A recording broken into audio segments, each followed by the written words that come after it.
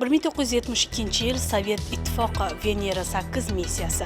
Kosmosga navbatdagi apparat uchiriladi. Maqsad Venera sayyorasiga yetib borish edi.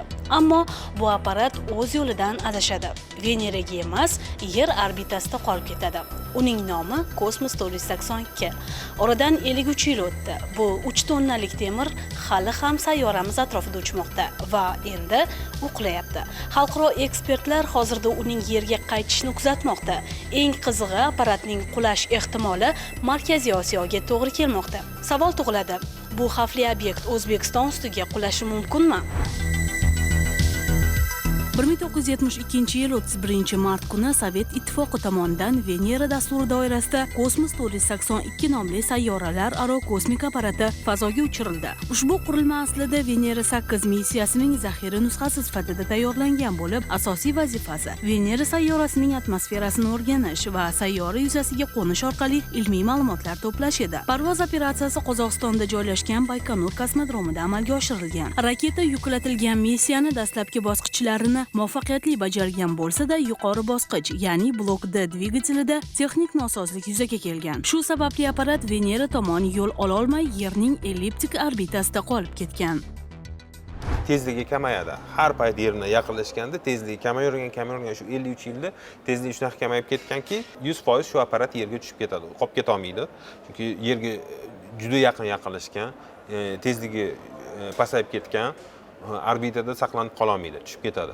Kosmos 482 ning aniq qayerga qulashini aytish biroz mushkul. Taxminiy hisob-kitoblarga ko'ra, apparatning Yerga qulashi 9-11 may kunlariga to'g'ri kelishi mumkin. Uning O'zbekiston hududiga tushishining ehtimoli esa hozircha juda past baholanmoqda. 3 yoki 4 marta O'zbekiston ustidan uchib o'tadi, lekin 0,03-0,5% O'zbekistonga tushish. Bizga omad kelsa, iltimos qilaman, shu apparatga yaqinlashmaylik, tegmaylik. Xavfli ximikatlar bo'lishi mumkin. Hamma SSR apparatlari qatga tushmasa ham Rossiya mulki. Rossiya so'rab olishi mumkin. Apparatning katta qismi atmosferaga kirishi bilan yonib ketsa-da, Veneraning og'ir sharoitlarda qo'nish va ishlash uchun mo'ljallangan yarim tonnaga yaqin massali titan shari alohida xavf tug'diradi. Bu komponent Yer atmosferasiga kirishda omon qoladi va butunlay qulab tushadi. Parashyut borligiga qaramay, koinotdagi 53 yillik muddat uning soz ishlashiga ta'sir qilishi mumkin. Sharga o'xshagan qismi bor. Shu qismi Veneraga qo'nadigan apparat. Yer atmosferaga kirganda buzilib yonib ketmaydi, butun bo'lib tushadi Yerga. Tezligi 500 km/soatgacha borishi mumkin. 500 kg, 500 km tezlikda. Bu degani samolyotdan tushgan avtomobildek tushadi.